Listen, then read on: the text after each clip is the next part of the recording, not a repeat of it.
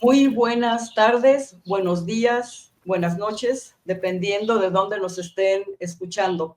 Nos da un gran gusto darles la bienvenida a esta cuarta emisión del programa de Unidad de las Izquierdas, La Izquierda a Debate, que es una continuación de los podcasts que hacíamos sobre los comités de defensa de la Cuarta Transformación. En esta ocasión tenemos un tema por demás trascendental, que es la lucha de los trabajadores por sus derechos, el sindicalismo y todo lo que tiene que ver con los esfuerzos que a lo largo de la historia muchos luchadores sociales incontables han realizado para que se respete su derecho. Me voy a permitir dar lectura al muy extenso currículum de el profesor Elías Aguilar Bernardino. Elías es egresado de la UNAM en la licenciatura de Sociología en 1984. Su experiencia laboral es muy vasta. Fue docente de la materia de Historia de México en la preparatoria de la Comunidad del Estado de México desde el 83 hasta el 85. En 1982 colaboró en el sindicato de la General Electric, en los grupos de capacitación política y en el Sindicato de Teléfonos de México. De 1988 a 99 colaboró con el Sindicato del Magisterio en cursos de teoría política y también ha sido expositor de temas sindicales en la CENTE. Trabajó como obrero especialista e instrumentista en Petróleos Mexicanos en Villahermosa, Tabasco. Ha sido docente de la materia de Historia en la Secretaría de Educación Pública y secretario general de la Delegación 2 de la sección 10 del CENTE. También participó activamente en la llamada Primavera Magisterial del 89. Ha sido expositor de temas de historia del sindicalismo en la Universidad Obrera de México Vicente Lombardo Toledano de 1989 a 2015.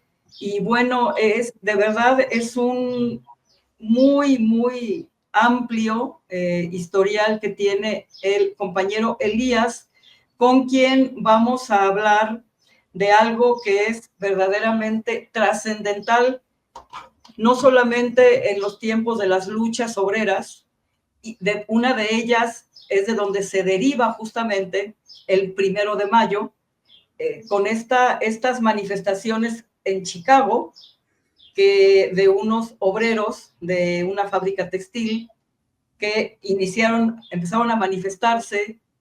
Hubo represiones terribles y justamente el 4 de mayo, hubo una explosión de la que culparon a estos compañeros que eran anarcosindicalistas, anarcocomunistas, y fueron juzgados de manera muy viciosa, muy viciada, tramposa.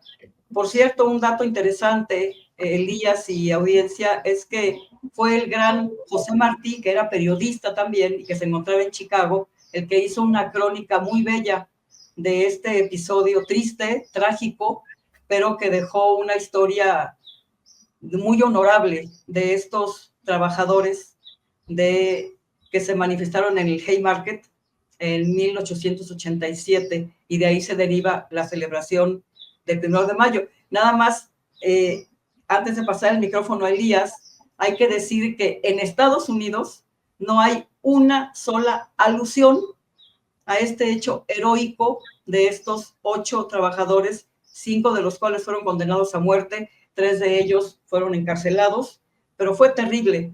No hay una sola alusión y tampoco se celebra en Estados Unidos el Día del Trabajo el 1 de mayo. O sea, no han reconocido jamás esa historia heroica de lucha por los derechos de los trabajadores, pero en el resto del mundo sí. Elías, ¿qué podrías decirnos? ¿Cómo está no solamente en México, sino a nivel latinoamericano, a nivel mundial, la situación laboral, los sindicatos? ¿Cómo está esta lucha de clases en la que los trabajadores siguen pugnando porque haya democracia en el centro de trabajo? Elías. Bueno, pues primero que nada, muchas gracias por la invitación a esta plática, a esta charla que vamos a dar el día de hoy. El tema que comentó ahorita mi compañera Patricia Barba Ávila, a quien tengo el gusto de conocer, da mucho. La pregunta que me hizo es una pregunta tremenda, pero vamos a tratar de contestarla, ¿verdad? Como debe de ser, sobre todo porque con esto podríamos hacerle un homenaje también a aquellos hombres que efectivamente tuvieron una historia trágica, pero yo diría también fue un evento glorioso. Glorioso en el sentido de que nos dejó una huella imborrable, nos dejó una lección, sobre todo para aquellos que realmente sienten el sindicalismo en sus venas. Decía yo que esta pregunta que me acaba de hacer la compañera Patti, pues prácticamente es la pregunta de los 60,000 pesos o algo así, como decían en un programa hace años. Es una pregunta enorme. Hoy estamos aquí reunidos para conmemorar un suceso, quizás el suceso más emblemático de la historia del sindicalismo internacional, ¿sí? O más bien es el evento más emblemático del sindicalismo internacional. Y efectivamente, en Estados Unidos no lo reconocen, pues obviamente porque allá priva otra ideología, pero esto no quiere decir que no haya sindicatos que saben de esta historia, ¿sí? Y que algún día, seguramente también la van a conmemorar, ¿sí? Bueno, ¿cómo está el sindicalismo internacional? Bueno, para mí es algo complicado porque hay muchas variantes, hay diferentes expresiones de sindicalismo en el mundo, pero no hay que dejar de lado que el sindicalismo en gran medida responde a la situación concreta de cada país y en este sentido me refiero a la situación económico, social y política, ¿verdad? Que vive un país y pues un continente en muchos casos. Si ustedes se dan cuenta, en Europa hay un avance, lamentablemente, de la derecha, en algunos casos, ¿sí? En el caso de América, pues la situación es ambivalente también, ¿sí? Y esto, ¿por qué lo menciono? Porque repercute en la cuestión sindical, ¿sí? La cuestión sindical responde de una o de otra manera a la cuestión político-social de un entorno. Y podemos poner un ejemplo tan simple como Argentina, ¿sí? Argentina hoy está viviendo una situación que puede hacer estallar, ¿verdad? Un gran movimiento sindical, ¿sí? Como hace años, ¿sí? Cuando estuvo dominando Domingo Perón, ¿verdad? Y de ahí nace precisamente el peronismo famoso, ¿verdad? Que no quiero hablar en particular de Juan Domingo Perón, porque ese no es el tema, pero dejó una huella y de ahí viene esa historia. O, por ejemplo, cuando estuvo Kirchner primero, después Cristina Kirchner, o sea, son situaciones diferentes. Vamos a tratar de concentrarnos en el caso mexicano, me parece, ¿sí? Porque es aquí donde estamos luchando de una o de otra manera, ¿sí? Y, y aquí en México, pues a diferencia de Argentina, pues aquí hay una situación muy diferente, ¿sí? En Estados Unidos, por ejemplo, ustedes acaban de ver que no es precisamente el sindicalismo el que emerge en contra de una política, eh, pues hasta cierto punto cobarde, ¿verdad? De un envalentonado que llegó a la presidencia, que ni vale la pena decir su nombre porque todo el mundo lo conoce.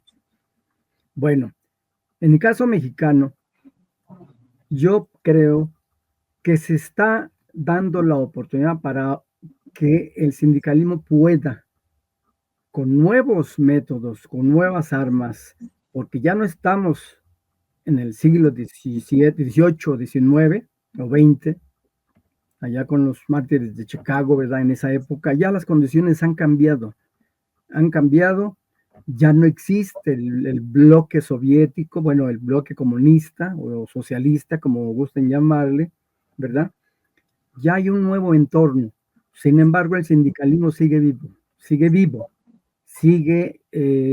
luchando, porque a pesar de que hay avances, es evidente que no se ha cumplido el ideal del sindicalismo, que significa pues la justicia para el trabajador, la libertad para el trabajador, el que tenga una vida decorosa, el que se cumpla la ley, en este caso, pues la que todos debemos de conocer o que es nuestra Biblia, ¿verdad? Que ningún trabajador debe de desconocer lo que es la Ley Federal del Trabajo, ¿sí? Ha cambiado el contexto, a diferencia de hace unos 10 años, por ejemplo, ¿sí? Evidentemente ha cambiado el contexto, a pesar de que no tuvimos un presidente sindicalista, como por ejemplo Inácio Lula, ¿verdad? En Brasil, ¿sí? Sin embargo, el contexto ha cambiado porque la izquierda, con sus diferentes expresiones, está reforzándose de una y de otra manera, ¿sí? Se está eh, fortaleciendo, ¿sí? En diferentes ámbitos, ¿sí?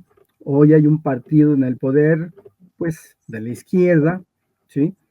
Con sus propios principios, con una ideología, pues, que con la que en gran medida coincidimos, a pesar de que hay otras cosas con las cuales, pues, podemos cuestionar. Sin embargo, digamos que en lo general hay coincidencia, ¿sí? Hay casos particulares donde no, y en particular en el caso del sindicalismo, ¿sí?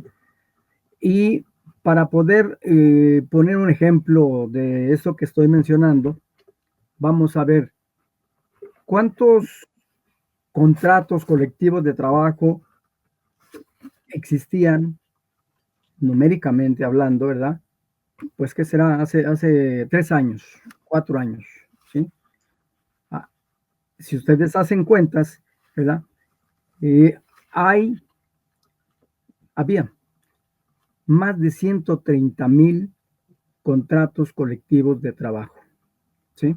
Más de 130,000, casi 140,000 contratos colectivos de trabajo, ¿sí? Viene una reforma que está impulsada por dos causas, una externa y otra interna, ¿sí? La causa externa, ¿verdad? Pues es el famoso TEMEC o el Tratado de Libre Comercio, ¿sí?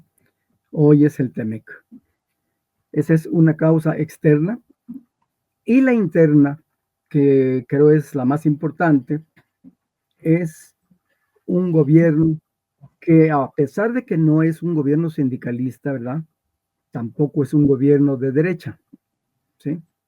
Incluso, puedo decir, no es un gobierno del centro, pues, podríamos definirla de otra manera. Es un gobierno de izquierda, obviamente, con un carácter humanista, con un carácter de justicia social, ¿sí? De avance en la redistribución de la riqueza, ¿sí? Eso no lo podemos negar, ¿sí? El aspecto del salario, por ejemplo, a diferencia de hace 5 o 6 años, pues es completamente diferente, ¿sí? El salario mínimo, todos sabemos, aumentó poco más del 100%, a pesar, y esto es importante también, de que los salarios contractuales se están manteniendo, como quien dice, rezagados, ¿sí?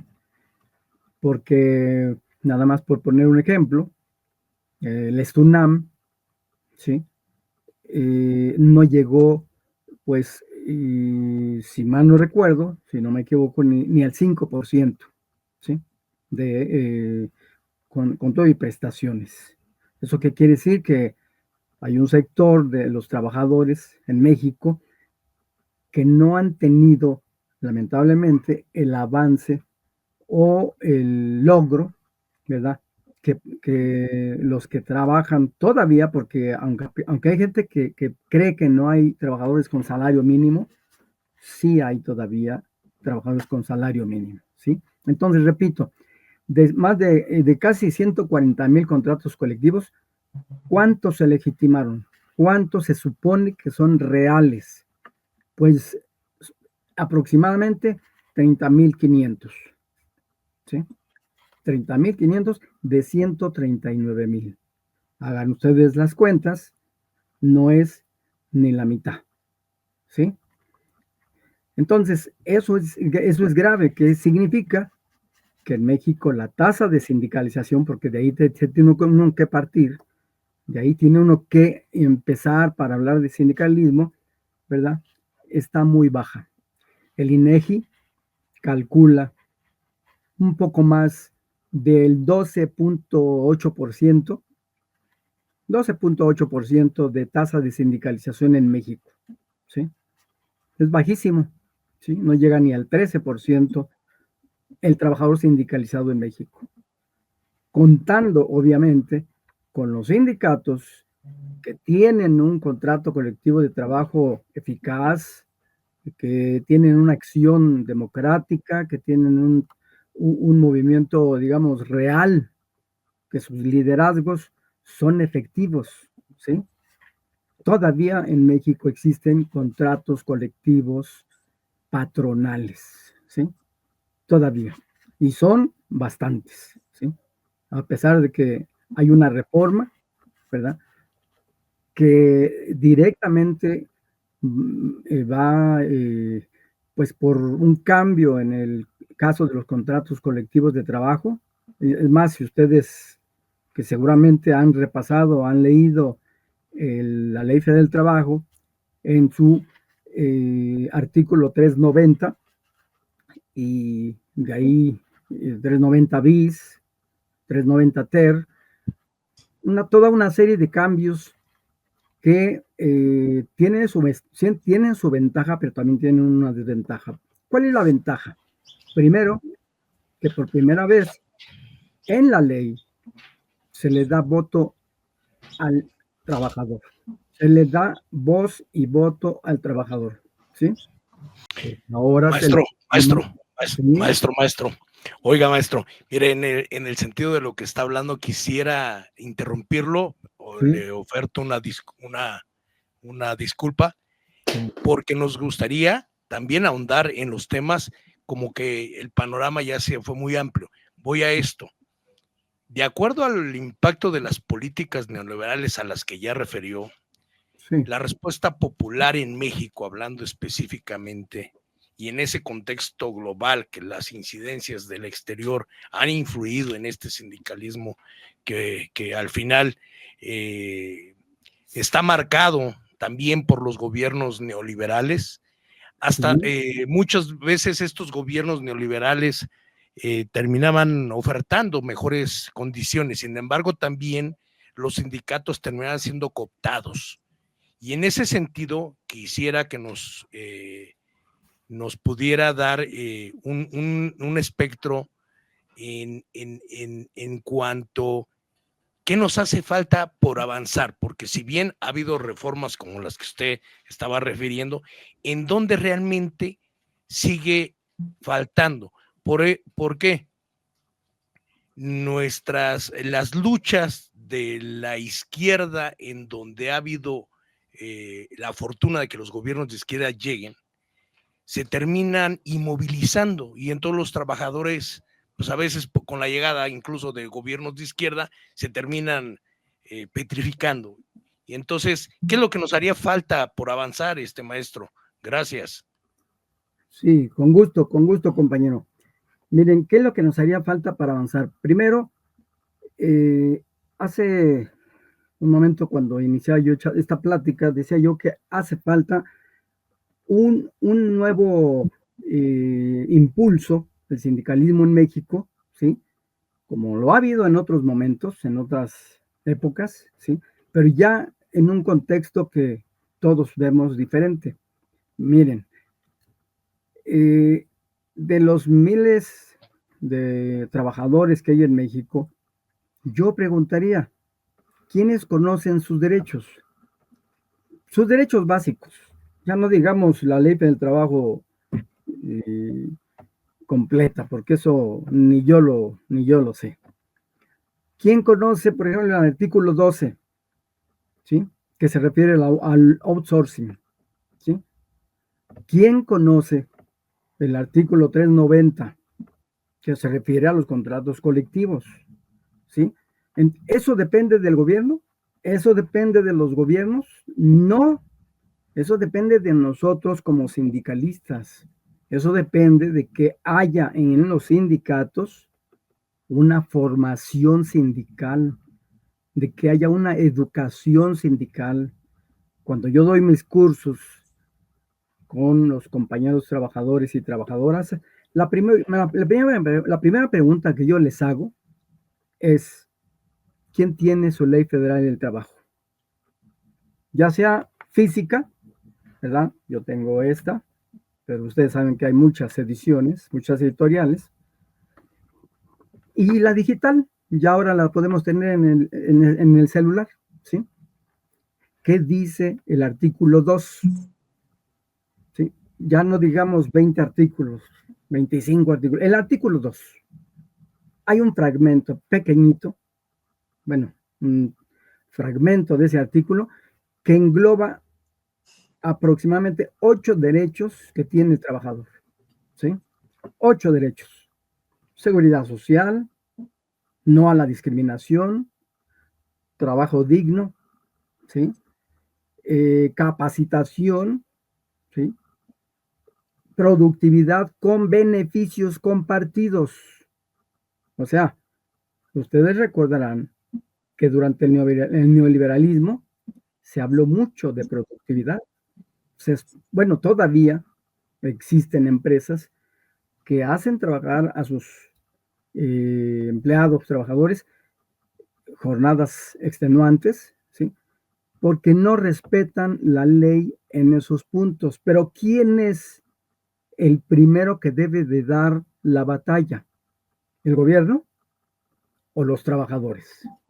¿Cómo le hicieron los trabajadores, por ejemplo, los trabajadores de Pascual para tener una cooperativa? ¿Cómo le hicieron los trabajadores petroleros para tener un sindicato? Que a ellos, a los petroleros les tocó en suerte vivir en un momento en que había un presidente, ¿verdad? Que los escuchó, que los apoyó, etcétera. Pero hay algo que casi no se conoce de ese periodo. Todos conocen, saben que hubo una expropiación petrolera, pero pocos conocen que la expropiación petrolera no hubiera ocurrido si no es porque los trabajadores petroleros exigían un aumento salarial. Entonces, eso que detona todo un proceso social, político y económico, ¿verdad? En fin, ahorita no estamos hablando de ese fenómeno, pero es interesantísimo porque es también una página de la historia importantísima que debe de conocerse. Pero si no hubiera sido por esa demanda que hicieron los trabajadores y que siguió su curso, etcétera, no se hubiera dado la expropiación petrolera. Muy amable. Me gustaría mucho darle verlo desde otro ángulo. Voy a regresarme a lo que comentaba usted al principio. Como resultado de todos estos esfuerzos por conseguir un ambiente de absoluta justicia social para los trabajadores, en México han surgido sindicatos. Sin embargo, incluso en esta época de la Cuarta Transformación, todavía en nuestro país adolecemos de líderes sindicales charros y que llevan años al frente de los respectivos sindicatos. Yo quiero pensar que porque el gobierno todavía tiene que enfrentar, digamos, no puede enfrentarse a estos líderes porque necesita realizar varios logros. Voy a poner un ejemplo. Desde 1914 ha habido un sindicato que se ha distinguido no solamente por su congruencia, sino por haberse negado a aceptar la propuesta de Obregón de que los sindicatos, de que los obreros combatieran a los campesinos. Ese es el ESME. Tristemente, incluso ahorita en la 4T, tanto con Andrés Manuel como con Claudia, todavía los trabajadores de ese glorioso sindicato, los de el Frente Amplio de Unidad, que se escindieron de la parte dirigida por Martín Esparza, un personaje que se ha corrompido hasta la médula y que incluso es parte de una empresa, una coinversión con una empresa extranjera que presentó amparos contra la ley que presentó el presidente López Obrador. Entonces, estamos hablando aquí que si bien es cierto que estamos en una transformación con gobiernos de izquierda, aunque el partido Morena no es de izquierda, es un partido que reúne a un amplio abanico de ideologías, pero bueno, todavía existe injusticia hacia estos trabajadores del ESME que no han sido absorbidos en la industria eléctrica, no sabemos por qué, y se sigue reconociendo al señor Martín Esparza, pese a las corruptelas que ha cometido, están comprobadas, están documentadas. Ese es un tema, yo diría que es una deuda. ¿Qué se necesitaría para que en este caso los trabajadores lograran el anhelo de que se les devolviera y de que se les reubicara en un centro de trabajo de una empresa que, aunque el gobierno lo diga, y lo digo con mucho respeto, yo respeto a Claudia Sheinbaum, respeto a Andrés Manuel, soy 4T, soy de izquierda, pero no, la CFE no es una empresa del Estado, es una empresa que todavía contrata o tiene nexos o contratos, a su vez, con empresas extranjeras. Y están ahí desempleados compañeros de un sindicato históricamente glorioso. Eso es terrible. Esas son las cosas que nosotros necesitamos puntualizar aquí. ¿Qué es lo que está sucediendo? Tiene usted razón, pero hay una cosa importante. El charrismo sindical como categoría tiene sus elementos, ¿sí? Y uno de ellos, creo que todos coincidimos en que un elemento del charrismo es precisamente estar con el gobierno, con los funcionarios del gabinete, etcétera, etcétera, como lo fueron durante mucho tiempo, ¿sí? Cooptados, como usted bien lo ha dicho, ¿sí? Ordenados por los gobiernos en turno. Eso, compañera, ya no existe, ¿sí? El charrismo que hoy usted comenta, ¿sí?, tiene características muy diferentes. Incluso, yo puedo decir, Hay sindicatos que se llaman democráticos, ¿sí? Y lamentablemente son los mismos trabajadores los que no empujan, los que no se esfuerzan, los que no luchan por cambiar esa situación. El gobierno no lo va a hacer, porque no es una función del gobierno hacer sindicatos democráticos, ese no es su papel, sea de izquierda o de no izquierda. En México, y ustedes lo pueden recordar, en plena dictadura de Victoriano Huerta, tuvimos una marcha del 1 de mayo, ¿sí o no? Fue la primera, por cierto, la primera marcha, ¿verdad? Del 1 de mayo con un gobierno dictador. Y no me refiero a Porfirio Díaz, él ya estaba afuera, ¿sí? Había un dictador, ¿sí? Victoriano Huerta. Bueno, ese glorioso sindicato que usted me menciona, que efectivamente nació en esa época, junto con otros, porque no es el único, yo le puedo decir que ahí, antes de 1914-15, ya había sindicatos que, aunque no se nombraban sindicatos, ya tenían el germen de lo que después iban a ser las grandes centrales sindicales, ¿sí? Y perdón por referirme en lo personal a lo que yo hago, ¿sí? Yo soy director de la Escuela de Cuadros Sindicales de la CROC, ¿sí? Ahí continuamente damos formación sindical y política a los trabajadores para que conozcan principalmente esto, ¿sí?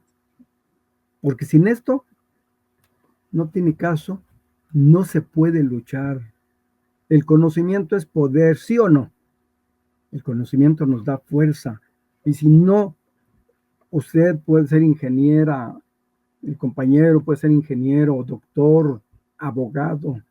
Para ser profesionista se necesita estudiar 1, 2, 3, 4, muchas materias.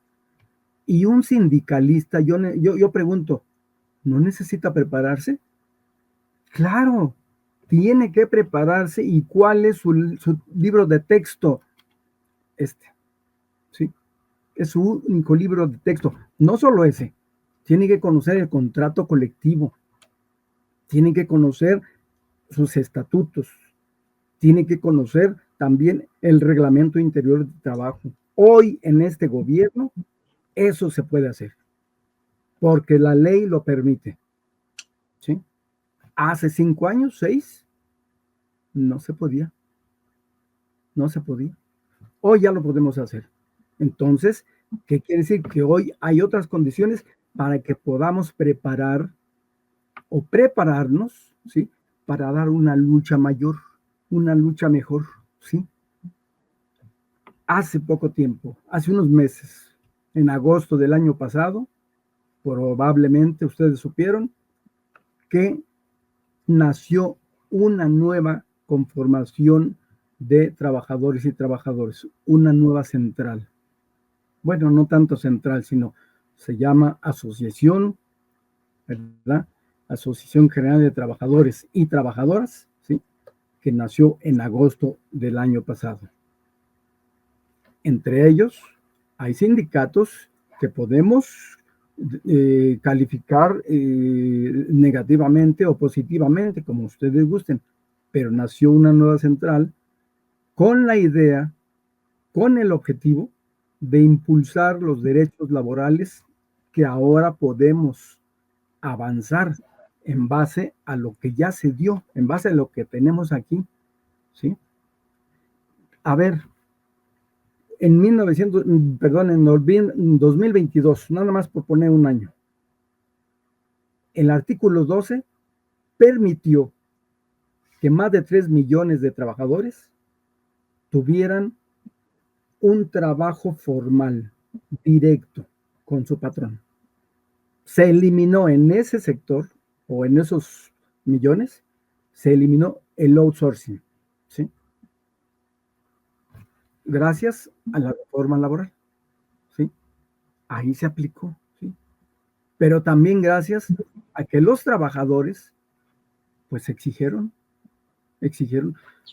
Por ejemplo, a lo mejor ustedes no lo saben, pero la CROC ha hecho mítines, campañas, marchas, exigiendo derechos. Es más, cuando en Argentina golpearon a los trabajadores argentinos, ¿sí? La CROC, junto con otros sindicatos, hicimos una manifestación en repudio, ¿verdad?, a lo que le estaban haciendo a los trabajadores argentinos. Y eso que los trabajadores argentinos, los sindicatos argentinos, son uno de los sindicatos, o es un sindicalismo muy poderoso, ¿sí? Muy poderoso, inclusive podríamos decir, hasta probablemente rebasen al nuestro. Y sin embargo han estado golpeados, pero están dando la lucha, están dando la batalla, ¿sí? Entonces, no es cuestión de un gobierno, es cuestión de los trabajadores y de sus liderazgos, si es cierto, sus líderes, por supuesto que sí, ¿verdad? ¿Para qué? Para que haya un avance. Ahorita, con lo que les acabo de mencionar, que se nombra la AGT, ¿sí? Y que no es otra cosa más que la Asociación General de Trabajadores y Trabajadoras, ¿sí? Ellos están dando la lucha, son como 14 organizaciones, ¿sí? Oiga, maestro, y a ver, lo quiero interrumpir. Sí. Ya en ese escenario usted nos habla, obviamente, que los trabajadores tienen en sus manos, sí, digo, al final de cuentas, el trabajador, si une toda su fuerza y toda su capacidad, pues logra transformar su realidad. claro. No importando incluso cuál difícil pareciera el camino. Sin embargo, en nuestro México, usted acaba de referir esta nueva organización sí. de aglutinación laboral. Siempre va a haber razones por qué luchar, qué derecho seguir impulsando o reconquistando, porque además también fue producto de muchas reformas durante el periodo neoliberal que se le quitaron algunos beneficios a los trabajadores, incluso temas que repercutían en las familias y la dignidad laboral, porque obviamente, pues yo considero, a reserva de lo que usted comenta, sí. pues una de las situaciones que no solo de los sindicatos termina siendo de forma aislada la conquista de derechos, sino sí. también, y yo creo que los gobiernos también tienen una enorme responsabilidad. Sí. ¿Y a qué voy? En México y quizás en todo el mundo, estamos claros que las reformas no bastan, porque las reformas laborales no atienden de forma estructural todo lo que conlleva, porque al final te enfocas en un tema 100% laboral, pero no atiendes el problema de fondo. Yo creo que esto termina siendo una deuda histórica y yo creo que se debe de incluir, y en ese sentido quiero que nos platique. Sí. ¿Cómo está el rollo desde el sindicalismo, las luchas de atención estructural como salud? ¿Todos los trabajadores tienen atención de salud? No. Educación, Claro que no. educación. ¿Tienen todos los hijos de los trabajadores y los propios trabajadores acceso a la educación? Digo, estamos hablando que esto debe ser estructural, ¿eh? No estamos hablando si son gobiernos de izquierda o de derecha. Por supuesto. ¿Todos los trabajadores tienen a un acceso de vivienda digna? Por supuesto que no. ¿Y cuál es el derecho laboral que realmente hoy podemos decir de forma tangible que podamos mirar? O sea, desde el 2018 tenemos un cambio de régimen y entendemos que en muchas cosas nuestro gobierno ha sido aliado. Sí. Pero a veces yo considero que no se está a la altura ni entre el sindicato y los gobiernos. ¿Qué nos puede decir sobre eso? Porque el problema es de fondo, Sí. no nada más un maquillaje. ¿Cuál es el problema de fondo? El problema de fondo no está precisamente nada más en la cuestión sindical, ¿sí? Existen, para ir al grano, en el tema de salud, por ejemplo, ¿cuántos millones de diabéticos hay en México? Aproximadamente, ¿cuánto calculan ustedes? ¿Sí? Hay 5 millones de diabéticos en México y pueden ser más, ¿sí? Porque esas cifras son, digamos, formales, oficiales. Puede haber más, ¿sí? ¿Cuántas personas tienen hipertensión? Más de 8 millones, ¿sí? Entonces, esos problemas puede hacer el sindicato o los sindicatos algo por ellos. Yo digo que sí. ¿Es responsabilidad del gobierno? Por supuesto que sí. Fundamentalmente, la salud, ¿sí? Incluso hoy tuve la oportunidad de estar en la Cámara de Diputados, ¿verdad? En la inauguración de la Semana por la Salud, por la Seguridad Social, ¿sí? Hace algunas horas, ¿sí? Muy interesantes los puntos que se abordaron ahí y varios sindicatos, entre ellos el Seguro Social, por ejemplo, ¿sí? Que es parte incluso de la AGT, ¿sí? Déjeme decirle, aparte de la CROC y otros sindicatos, ¿verdad? Estuvieron presentes ahí para, no era un debate, no se trataba de eso, se trataba de escuchar ponencias respecto a un tema que a todos nos concierne y que es fundamental, la seguridad social, ¿sí? Ahora, el problema de fondo que yo en lo particular considero es que el sindicalismo no debe de conformarse con ser sindicalismo nada más. Tiene que luchar por, y déjenme decir la palabra, porque tiene esencia, tiene que luchar por el poder político, ¿sí? De otra manera, puede tener conquistas, puede arribar a mejores derechos, sí, pero no tiene la posibilidad de que sus representantes, de que los diputados, de que los senadores, de que los mismos trabajadores estén allí haciendo las iniciativas correspondientes para mejorar la salud, la educación, diversos, la vivienda, por ejemplo, ¿sí? Y ahorita yo le pongo otro ejemplo que a lo mejor no lo conocen. ¿Qué sindicatos dedican una parte de su trabajo, verdad? O por decirlo así, un programa que esté dedicado dentro del sindicato, dentro de sus gremios, al tema de la salud, al tema de la educación, al tema del cambio climático? Por ejemplo, díganme, ¿qué sindicatos? No se discute, y se los digo con conocimiento de causa. Yo conozco varios sindicatos, afortunadamente, ¿sí? Y los respeto a todos. ¿Por qué? Porque todos los sindicalistas merecen respeto, independientemente de sus liderazgos, que como usted lo acaba de decir, compañera Barba Ávila, algunos son de ciertas características o pueden ser corruptos, etcétera, etcétera. Yo en eso coincido, ¿sí? Pero yo pregunto, ¿qué sindicatos hacen algo internamente para abatir esto? No es nada más cuestión de que el gobierno les dé un servicio de salud, cesantía, pensión, guarderías, etcétera, etcétera. No, se tiene que tener dentro del sindicato un trabajo dirigido a eso. Por ejemplo, ahorita se acaba de abrir el programa que seguramente ustedes han escuchado, ELSA, ¿sí o no? eso por sus siglas.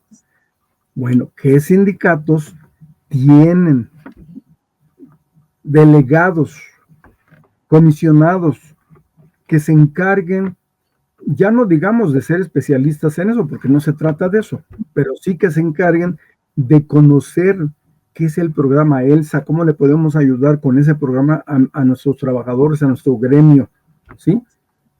Yo no quiero presumir, pero la CROC tiene 16 programas sociales, entre ellos uno, el de la salud, precisamente, ¿sí? Educación. Y me refiero a educación de diverso tipo. Por ejemplo, se le apoya a los compañeros que quieran terminar su primaria porque hay todavía, y no me refiero a los trabajadores de la CROC en general, hay 4.5 millones que no saben leer ni escribir en pleno siglo XXI, ¿sí? Hay 7.5 millones apenas que no han terminado la primaria, ¿sí? ¿Cómo podemos ayudarle a los compañeros si ya están trabajando? Ah, bueno, pues abrimos un programa, nos contactamos o hacemos un convenio con alguna institución del gobierno, ¿sí? Para que juntos apoyemos al compañero a que termine su primaria, a que termine su secundaria, a que a lo mejor termine su preparatoria y a lo mejor una carrera universitaria. O sea, no estoy diciendo que sustituyamos la obligación del Estado, no, el Estado tiene su trabajo y hay que exigirlo, ¿sí? Artículo 3º, la educación gratuita, laica, democrática, etcétera, etcétera, ¿sí? Pero dentro del sindicato debe de haber también algo al respecto, porque de lo contrario no estamos apoyando. A ver, somos víctimas todos de lo que está pasando con el cambio climático. Compañero Díaz, es cuestión del gobierno.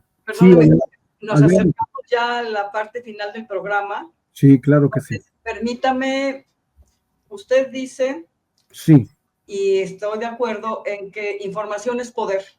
Así y que el trabajador dentro de su gremio tiene que hacer todo lo posible por enterarse, etcétera, etcétera. Yo le voy a poner una situación muy específica. Claro. No hay sindicalistas más preparados y más empapados en la Ley Federal del Trabajo, en la cuestión política, el entorno que actualmente existe dentro del gobierno de la Cuarta Transformación, que los compañeros del Frente Amplio de Unidad del ESME. Me quito el sombrero. Bueno, cuando se trató de darle la toma de nota al verdadero líder del ESME, no se la dieron al verdadero líder del ESME. Y los compañeros no han dejado de luchar, de prepararse, de ir a la universidad, dar cursos, tomar cursos, etcétera, y difundir todo lo que es el sindicalismo. Sin embargo, cuando Luisa María Alcalde era secretaria del Trabajo con Andrés Manuel, le dio la toma de nota a Martín Esparza. ¿Qué es lo que quiero decir? Sí es responsabilidad del gobierno hacer su trabajo bien, porque ¿de qué sirve que haya una reforma laboral si esta reforma no va a incidir positivamente en la cuestión sindical? El sindicato es la vida, es la base. Cuando un sindicato funciona bien y cuando hay realmente democracia sindical, es la base de la justicia social para el trabajador, y una justicia social para el trabajador significa una economía sana en cualquier país del mundo. Pero aquí el asunto es que mientras el gobierno no respalde la acción democrática, valiente, heroica de los sindicalistas, en este caso del ESME, puedo hablar de otros sindicatos, el de Pemex. ¿A quién le dieron la toma de nota? A un entenado hijo adoptivo de Romero de Champs. Es una vergüenza. ¿Y de qué sirve que los trabajadores de Pemex, de la parte opositora a Romero de Champs, hubieran hecho todo el esfuerzo posible, se hubieran enterado, hicieron todo lo posible? Entonces, yo creo que aquí, y con eso ya voy a concluir, porque es un tema de fondo, como decía mi compañero Paul, todavía le cuesta mucho trabajo al gobierno, que es un buen gobierno, pero hay que criticarlo, le cuesta mucho trabajo enfrentarse a los patrones que están así con los líderes sindicales. Entonces, para que accedan a pagar más salarios, no se pueden pelear con los líderes que están así con los patrones del Consejo Coordinador Empresarial, etcétera, etcétera. Ese es el tema de fondo. Entonces, no se trata nada más de que el trabajador dentro de su gremio haga lo que tenga que hacer, lo hacen, y lo hacen muy bien, pero no me quiero ni imaginar la frustración y la tristeza que sienten los compañeros que se oponen al charrismo sindical porque no hay apoyo dentro del gobierno, aunque las leyes digan otra cosa. Con Claro. eso, participación, agradeciendo y nada más recordándole que tenemos ya muy poquitos minutos. Sí, lo entiendo. Mire, Permítame tantitito. Quiero sí. nada más hacer una mención bien importante de lo que acabas de decir, Pati. Y yo creo que para que pueda concluir nuestro invitadazo de lujo del día de hoy. Fíjese, Gracias. usted mencionaba que la CROC ha luchado por cuestiones de educación, de salud, y ha hecho referencia a nuestra compañera Patricia del SME. Y yo creo que incluso es muy probable que usted ni lo sepa. Pero el SME es el único sindicato que tenía una clínica con personal pagado por el propio sindicato del Seguro Social. No ha habido ningún otro sindicato que haya logrado una lucha histórica de esa naturaleza. El sindicato también tenía escuelas para que todos los hijos de todos los trabajadores desde primaria, secundaria, preparatoria y oficios se prepararan en las escuelas del SME. Son cosas que yo creo, y usted como experto, y que sabemos que está en muchos sindicatos, maestro, yo creo que estos mensajes hay que llevarlos, porque la lucha precisamente de todos los trabajadores y de todos los sindicalistas es por el bien de los trabajadores, pero al final no perdamos de vista algo, y que esto es algo que está, y con esto quiero concluir, lo que está sucediendo hoy en día con los sindicatos, también que no se nos olvide, es una lucha de clases. Los que somos hijos de obreros, yo soy hijo de un obrero del SME, yo también fui sindicalista, también fui del SME, y son situaciones que al final, cuando uno sabe que la lucha de clases es la que va a generar mejor condiciones para el proletariado, para el obrero, para el campesino, para la trabajadora doméstica, es donde entonces se nos enchina la piel, y el día de mañana, el día 1 de mayo, ¿qué es lo que vamos a esperar? Porque entonces estaremos perdiendo el tiempo, y con eso concluyo. Gracias. Sí, no hay problema. Miren, conozco, aunque no a detalle, ¿verdad?, al sindicato del SME, ¿sí? Hace tiempo, incluso, yo asistía a lo que era el Frente Sindical Mexicano, que seguramente ustedes también lo conocieron, a lo que se llamaba el Frente Nacional contra la Privatización de la Industria Eléctrica, etcétera. Seguramente lo conocieron, ¿verdad? Y no es el único sindicato que tenía una clínica.